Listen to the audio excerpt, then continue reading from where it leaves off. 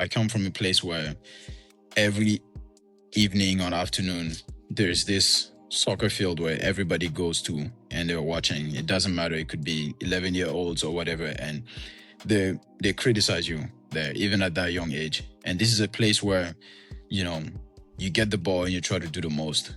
You want to try flicks, megs, and everything. And sometimes, like coaches tell me till this day, maybe you don't need to do stepovers to try to beat someone. Just try to, just do one or just do this. But the way I was raised is that's just how it is in my community. And it's like, you better not get megged today because everybody's going to make fun of you and you better get that person back. And it's just that street. Both you guys played for Bruce. If you laughed in one of his video meetings, what would happen? Like, give me a sense of how that would go down. Well, if something's funny, Jalil, then you might as well tell everybody. That's funny. That's exactly. Oh, that was a good impression. That was a great impression. This is New Ground with Alan Hopkins Jr. Let's go. And Jalil Anibaba. Jalil, we've been back in our guest bag, and it's so exciting. We got a great queue of guests. And for me, I was really, really looking forward to chopping up with someone that I had to go back and see how much our lives have intertwined in so many different ways. But when you think about the wonderful starts to the year, when you think about what people can do when they finally get a chance to do their thing, I can't think of anyone who's had maybe more fun at the start of this year than our guest. Looking fresh. The hair is looking dope as always. Ousseni Bouda. Ousseni, thank you for joining us. How you living, man? How you been? Good. The team is doing really well. Fully healthy. Things are good. We're winning. Can't really complain much. We have a really good team, and we started well, and it looks like hopefully we can just keep getting better throughout the season. So, yeah, things are better than it used to be. For sure. Yeah. Things are better than what they used to be. Isn't that a good thing to be able to say in football? First of all, man, hey, it's good to see you. Talk to us about just the overall feeling in the locker room right now, because it seems like things are popping when we watch you guys play. Yeah, it's a locker room full of confidence. We're all very close. There's just always people cracking jokes left and right, talking. There's music playing all the time. It's just we are so young, so close to each other, and but when it gets to game time, it's all business from there on. And then we know we have the confidence to go out there and play against anybody. And to be honest, the biggest thing is that we just all play for each other. We run for each other. We cover the spaces. We communicate a lot on the field. And that really makes us stand out as a team, I think. And it makes us hard to play against. So it's definitely a great feeling, especially when sometimes you could have good performances or you could have a good team and not necessarily get the results. But thankfully, we've been able to get that. And yeah, I've been on this team for a couple of years now, and this is probably, the best start we've had and probably the best team I've been on since I've been on the Earthquakes. At least the results show it. And I don't think necessarily it's on paper we've had better teams, but just the way we're able to work together as a team really makes a big difference. There's so many different ways we're going to attack this conversation. And because you have just an amazing backstory for sure. But I do want to follow up. I'd be remiss. So you mentioned the jokes and the music. Okay, who's running the aux cord? Who's in charge of the music? And who's cracking the most jokes? And who's actually not funny, but they're always got something to say? That's... Yeah, I like to be on the aux for sure. I think I'm one of the people that if no one is on air, you earned that. Yeah, and even before the games, sometimes I do as well. But then Jamar Ricketts is always playing music as well. And then I would say the two of us. And then every now and then there would be maybe a Boluru Nico, in the gym as well. So it's Mhm. different people, which is nice. You get different types of music in the locker room as well. And then as far as jokes is, this is hard because you have Ian Arks. It's probably one of the funniest teammates I've ever had. And it's like, He's built for this though. He's a yeah, cheat code. You know, his yeah, dad and mhm, and I work with John, and you know, full mhm, disclosure, you know, Ian and my kids. John and I work together at ESPN. I know that family very well, and I'll tell you yeah, that he's built for this. Ian has yeah. been in the banter PhD program since Crazy. day one, so I'm not surprised that he's the Yeah. top guy. You know, it's funny there. Just a couple of days ago, there was a one of the coaches said something funny in the during video, and I turned and made eye contact with Ian, and it took everything out of me to not laugh and to not turn and look at him again, because nothing gets past this guy. And it's just he's funny. He's definitely one of the funniest teammates, if not the funniest teammate I've ever had. And then you have Paul Marie is pretty funny as well. And then Benji Kikanovic is funny as well. Even Jamar, we have a cool area there where it's just me, Jamar, Dewan Jones, Benji, Nick Fernandez, and it's like that corner is very funny. So it's a good locker room. Before you jump in, because both you guys played for Bruce, and I'm going to talk about this in a second again. Mhm. But if you laughed in one of his video meetings, what would happen? Like, what is the? Give me a sense of how that would go down. Well, if something's funny, Jalil, then you might as well tell everybody. That's funny. That's exactly. Oh, that was a good impression. That was a great impression. That is a great impression. Listen, I mean, that's how he talks. Yeah. Yeah, it's with Bruce, in my experience at least, and you correct me if I'm wrong, it's like the expert balance between like seriousness and jokes and levity and keeping it light so that players know that they can like legit authentically be themselves. Yes, And absolutely. that's like pretty much the common thread when you talk to players that have played for Bruce or are currently playing for Bruce. You know, when that formula is popping, oh man, it's so much fun. It's so much fun. Yeah. I want to take things back though, all the way to the beginning for you, or what you consider the beginning. Growing up in Burkina Faso, footy is in the blood, bro. It's in the culture. It's what we do in Africa. But I want to hear from you. When did it all start, and how did football become something that you started to take seriously? Growing up in Burkina, um, soccer is everything. That's what I did at recess. Played played soccer with my friends. Came home, played with my other friends. Went to sleep, woke up in the morning, and did the same thing again every day. But when I was about 11 years old, that's when I got recruited by the Right to Dream Academy. Um, and maybe I'll share the story. It's probably it's a day that really changed my life because um, my mom really cared about my education, and I tried hard in school to please her. And if I wasn't getting good grades, I wouldn't be allowed to play soccer. So I tried hard in school because of that.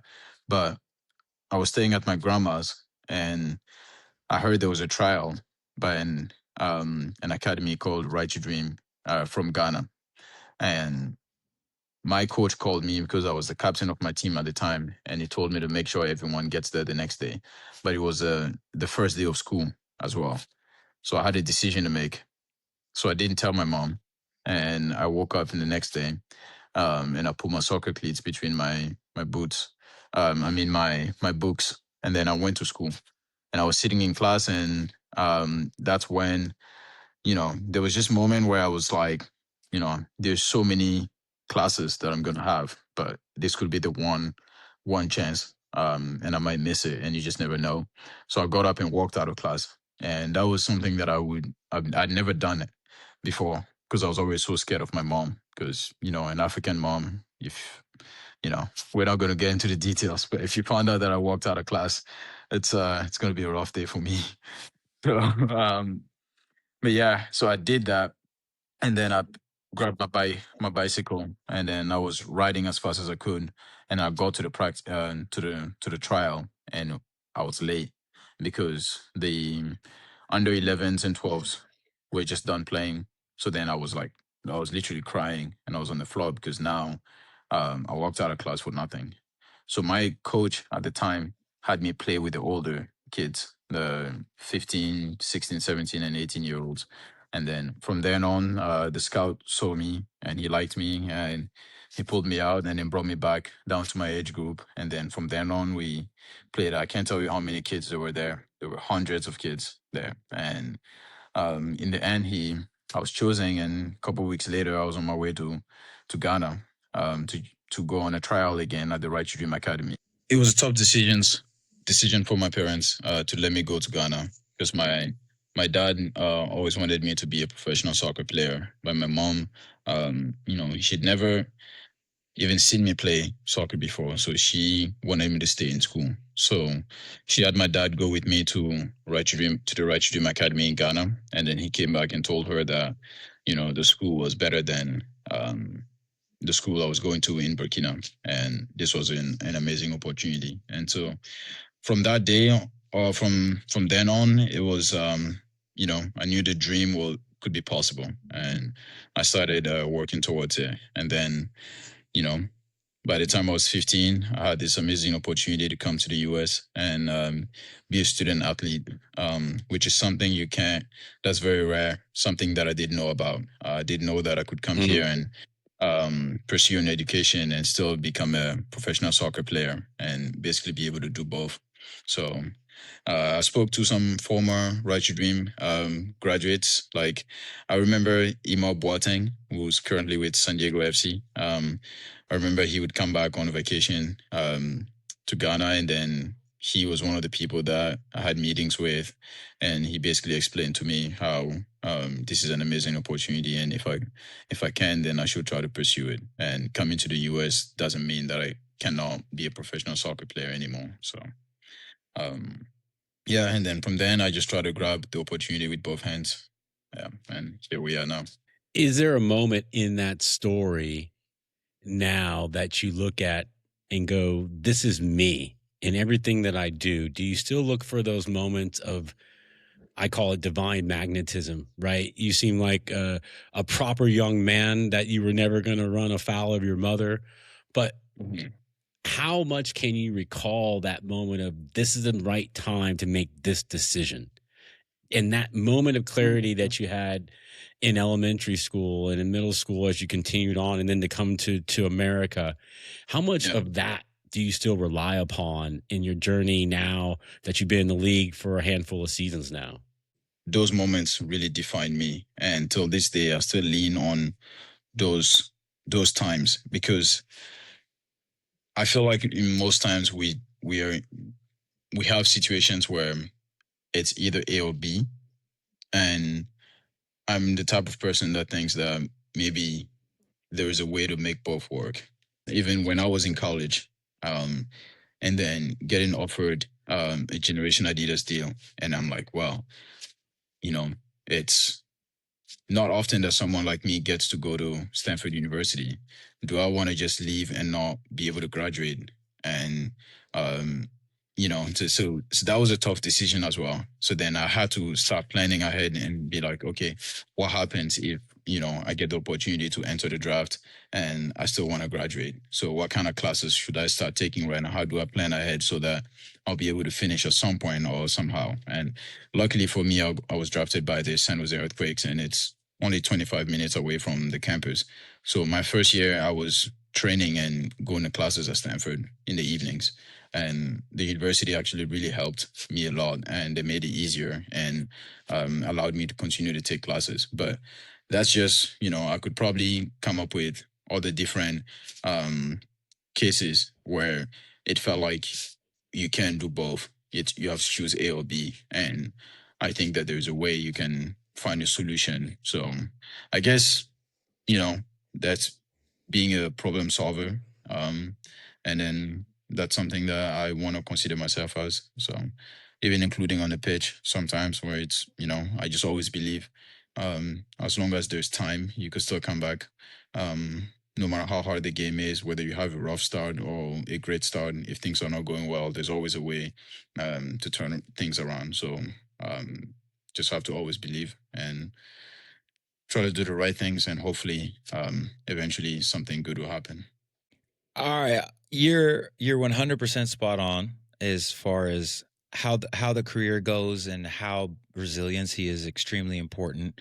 Learning from who you are as a person, your journey, of course, like your previous playing opportunities. But man, we need to turn all this up. Forget all the seriousness. Where does all the swag come from? Where does the flair come from on the field? The creativity when you are Right. stunting on cats. Where does that come from for you? And what aspects of football bring you the most joy when you're in your vibe, in your bag? I don't want to say that I love the spotlight, but I love to be able to express myself. And I love those moments where, I can do things that I'm like, yeah, that is a true reflection of me. This is me.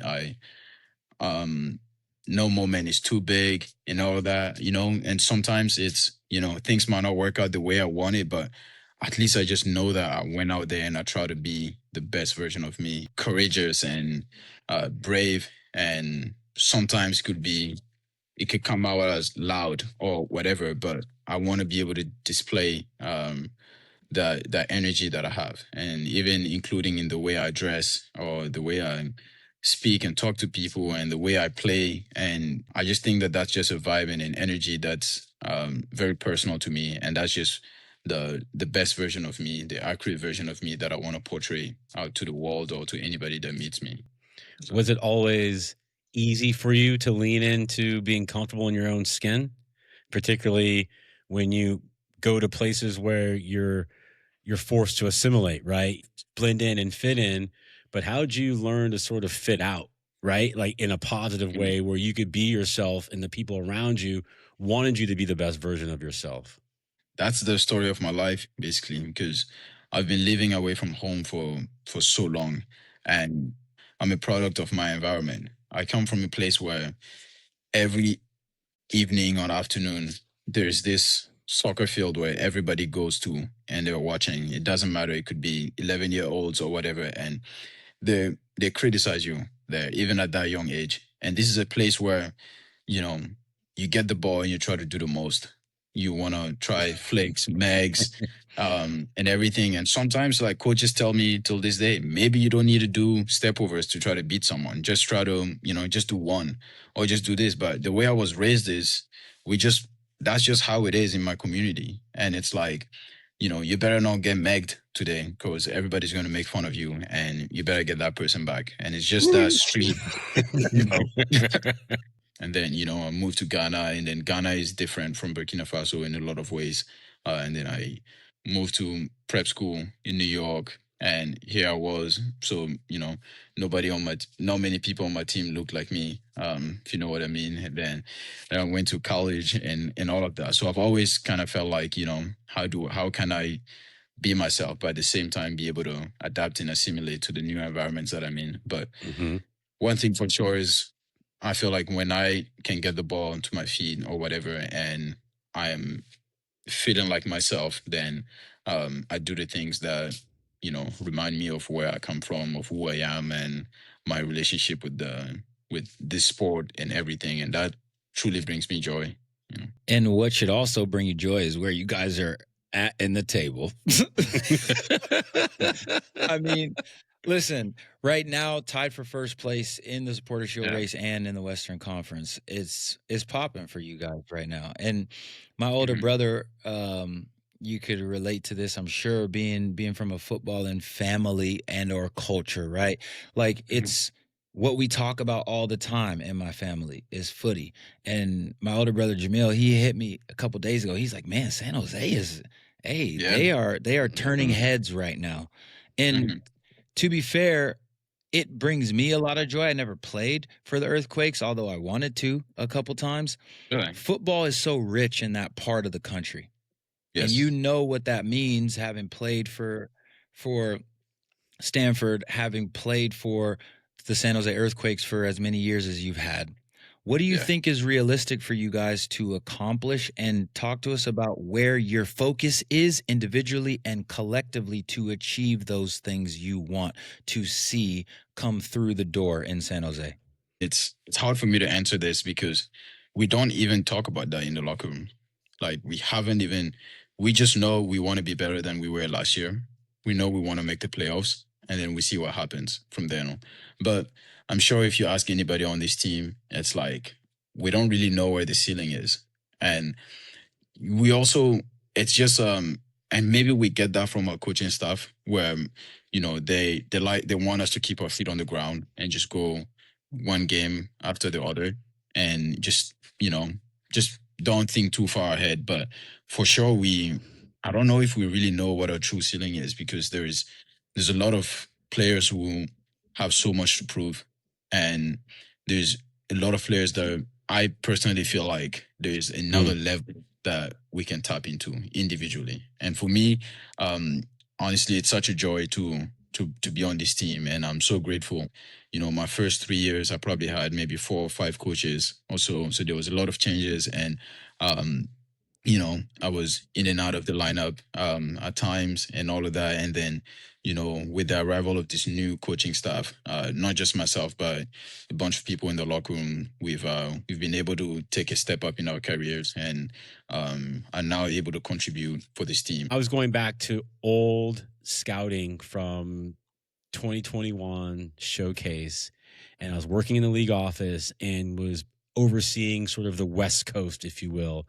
My son was at Cal, and I'll never forget when I got that initial list, and you guys hadn't played each other yet, and he just was like, "Bro, he different." He was just like, he's like, Buddha's different. He's just different. And so I ended up going to you guys smashed Cal at Stanford. I think your last year there, and you had a moment. You did like a helicopter at the top of the box and like scored. And I remember thinking the way you did it, and you didn't even really celebrate.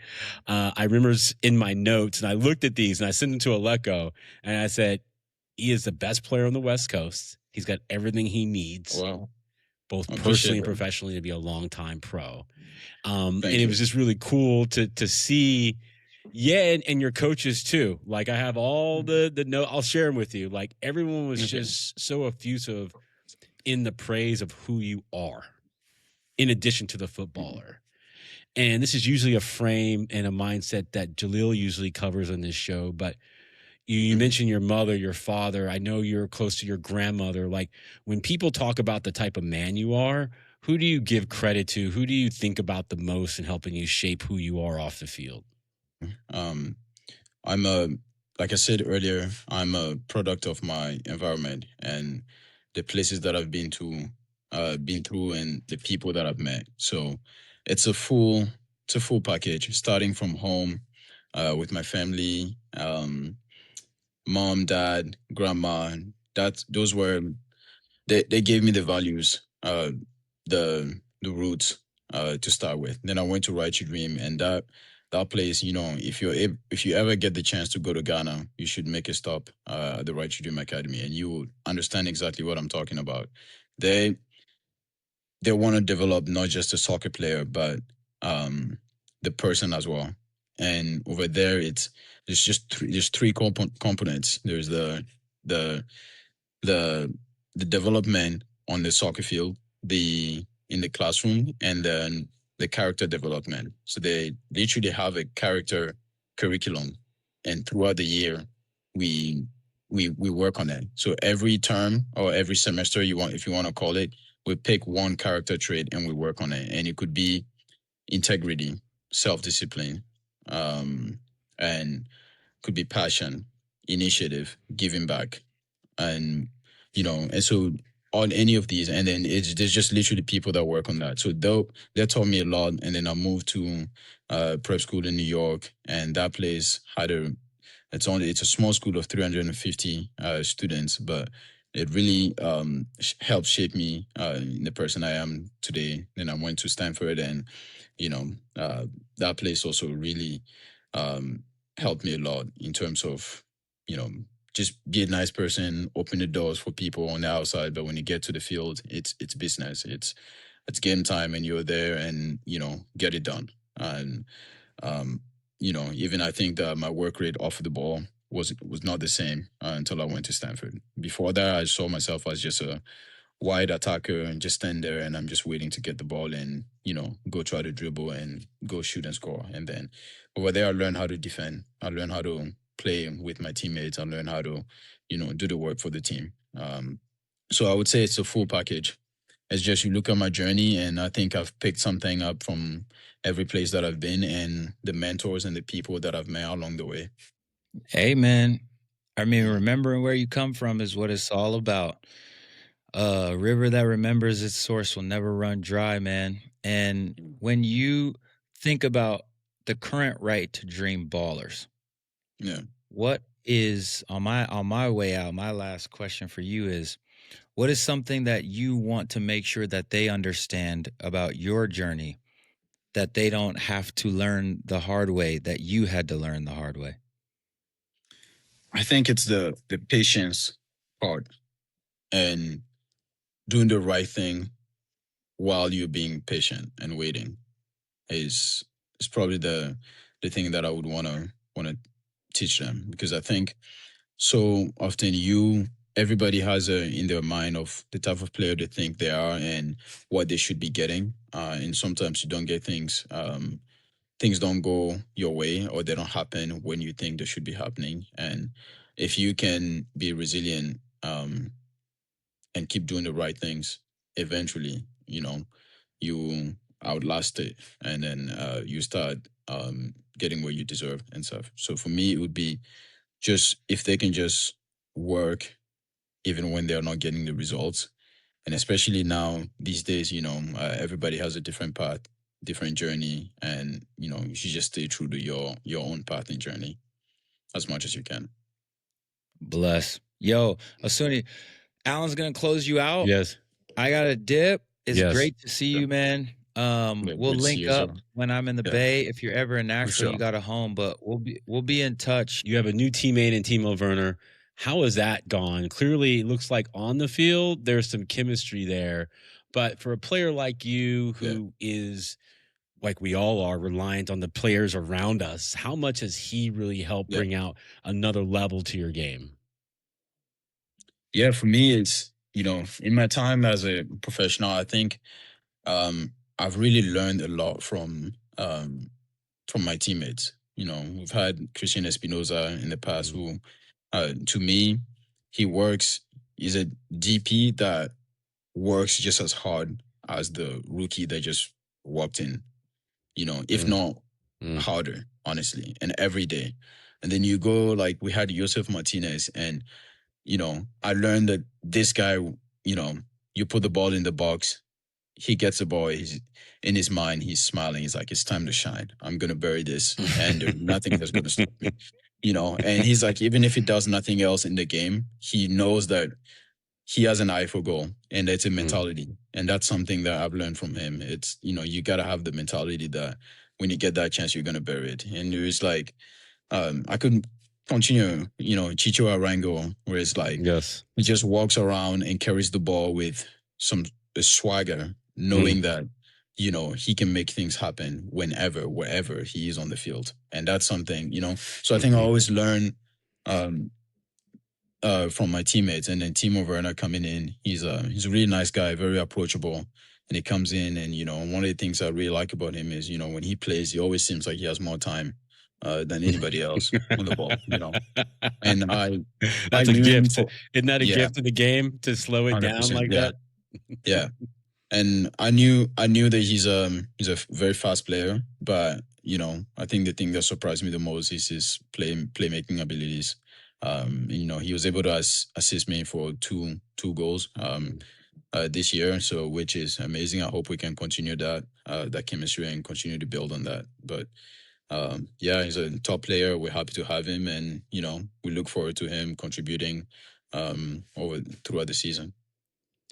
Bouda, it's, as I said, personally, to be there and seeing you play in college and sort of, I think, build a home in the Bay Area. I wanted to get you out on this.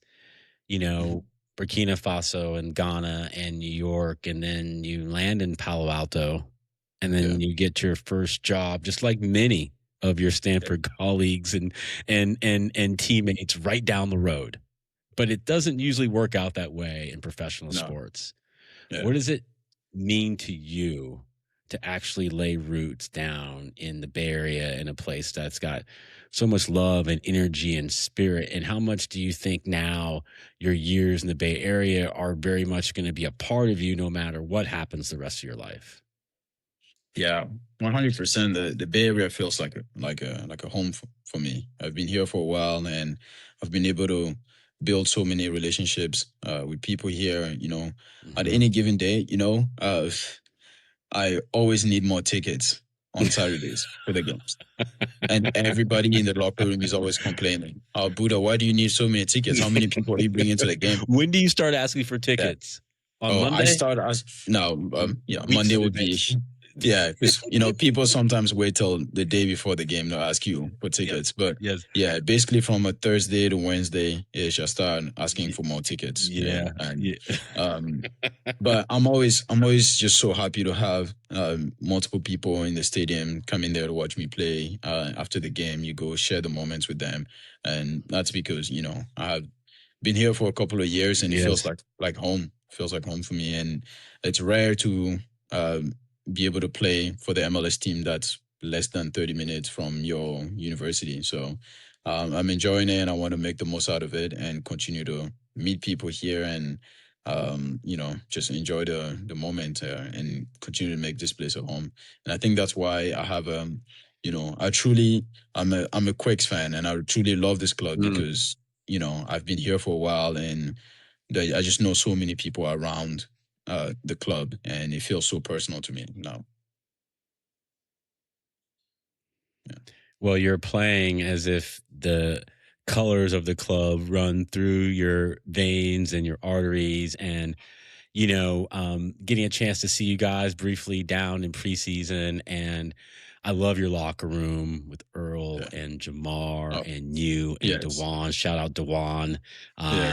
The setback for the comeback, I know that was hard for the team just to see a beloved player go down, but he's already on the road back to recovery. But you're in a great environment, and I know because of how you've had to be patient to wait for this, that you're really enjoying it. And the last thing I'll say to you is getting to know the San Diego FC folks and the Right to Dream folks down there. I wanted to share with you just how much love and respect they have for you. And you're not just the poster boy. You're not just the slide on the deck of look at the guys who've come through our academy. You really made an imprint on people. And it goes back to what Maya Angelou says, right? People forget what you say, but they remember how you make them feel. And you've made a lot of people feel good about their work because of who you are on and off the field. So thank you so much for taking out the time to join us. We've been on this Team San Jose vibe. Last year, Vancouver was the team that kind of gravitated toward the show. And we think San Jose is that team this year. And if they have that same sort of run they had, I think you'll be very excited about the long season ahead. So thank you so much for joining us, man. It's good to see a good man do well. And we'll catch up with you down the road for sure. Thank you. Thanks for having me. It's been great. Take a look, I'm shining. Moonwalk, keep both feet gliding.